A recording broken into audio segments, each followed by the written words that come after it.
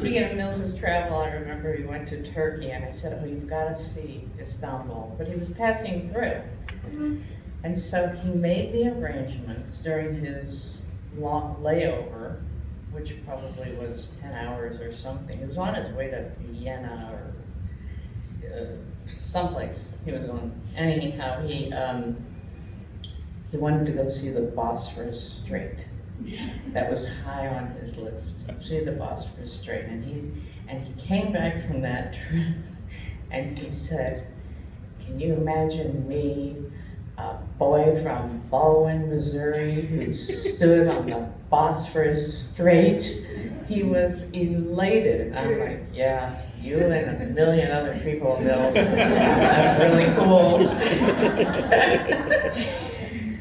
So as was said, Nils liked good cigars, right? He liked good shoes, as was said. He liked good coffee. He would only drink Raffaello coffee here in San Francisco. And he liked good hats. He liked good deals. He liked good stories. And of course, the holiday season. I have to tell you, I hated his ugly Christmas socks. Once he forced me to buy an ugly Christmas sweater when we were having lunch in the Haight during holiday season, which we would do annually, and everybody loves it, except me. So he wore a fedora, as you might remember, of which he was extremely proud, and he struck up a conversation with everyone everywhere. And if someone wore a fedora in a coffee shop or wherever, Nils shared all he knew about fedoras and learned as much. I was always impressed by his gregarious, outward reaching out to people and striking up conversations in the middle of nowhere with anybody. And even in his last few days at the hospital, he knew all the nurses and their entire life stories. And that was Nils, right up until the very end. He took the time to get to know each of you and was always there to listen, but to not advise. So, I'd like to invite Scott Johnson up to share with us today. Scott. My name is Scott Johnson. I live in Pleasanton. He was my across-the-hall neighbor when I first moved to San Francisco in 1979. It didn't take long to figure out he was a baseball fan. We went to a Giants game that first summer together, and then every year thereafter, we went to either a Giants or A's game every year that he lived in San Francisco. Our last game together was this past summer at the Oakland Coliseum. I think Randy might have been there too, yeah. And we also attended the Cal football game together every year for the past 15 years or so, often with my sons, Matthew and David, in attendance as well. I guess I've known Nils in a different capacity than many of you. He talked about AA and going to meetings, but I never knew that side of him. I just know he went to several meetings every week and spoke very positively about the experience. He was proud to have been sober for over 40 years. Even though he traveled internationally, he would look for a local meeting to attend, whether it be in Poland or wherever. And sometimes they'd be in English and sometimes they would not be. So I asked him, how do you understand a meeting in a foreign language? He said he could tell what people were saying just by their mannerisms and expressions. He was definitely devoted to the AA process. I knew Nils as a gregarious, funny, kind, and intelligent friend and sports fan. On the other hand, I am quiet and reserved. At the A's games, he liked to shout out to me as I walked towards our seats, "Scott, I'm glad you're here," while I'm approaching from several sections away.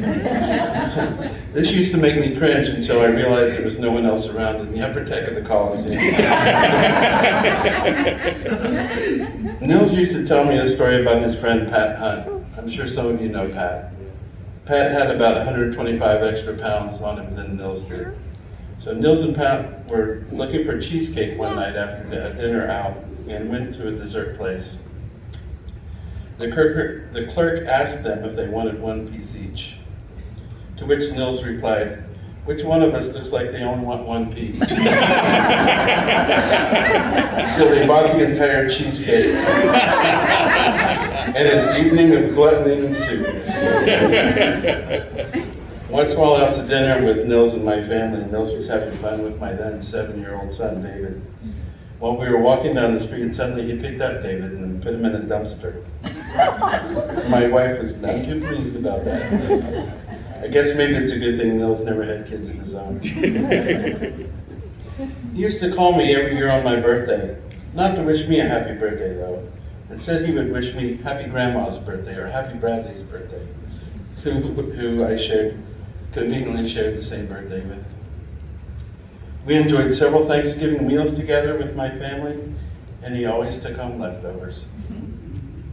Wow. Nils never met a tourist he didn't like or want to help. If he saw someone looking at a map, he would go up to them, give them directions to their destination, advise on additional activities they might want to consider, and then provide restaurant recommendations. He should have been on the SF Visitors Bureau payroll. He loved and was devoted to San Francisco. Anytime I needed help with a home project, Nils was always there.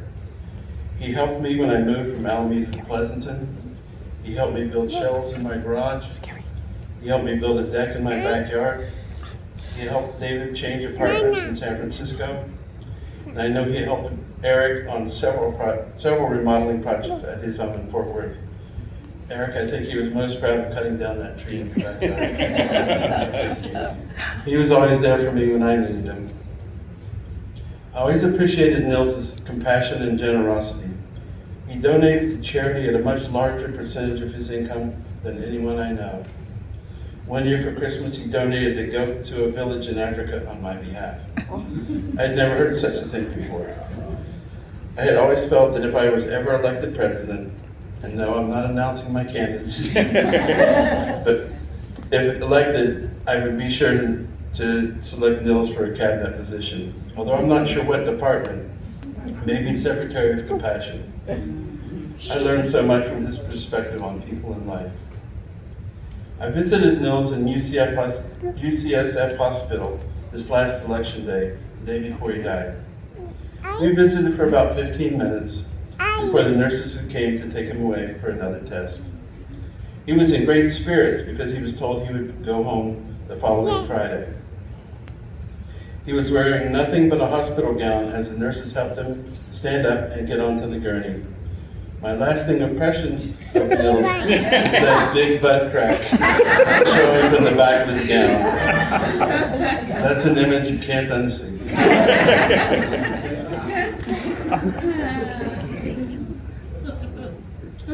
In the afterlife, I'm sure Nils is regaling his fellow inhabitants with stories of baseball games, jazz records, European detective stories that he had seen on some obscure TV channel, early Led Zeppelin albums, and something he'd heard on NPR.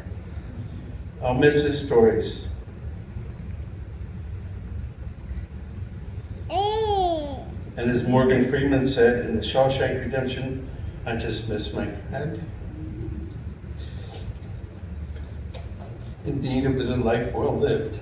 Thank you.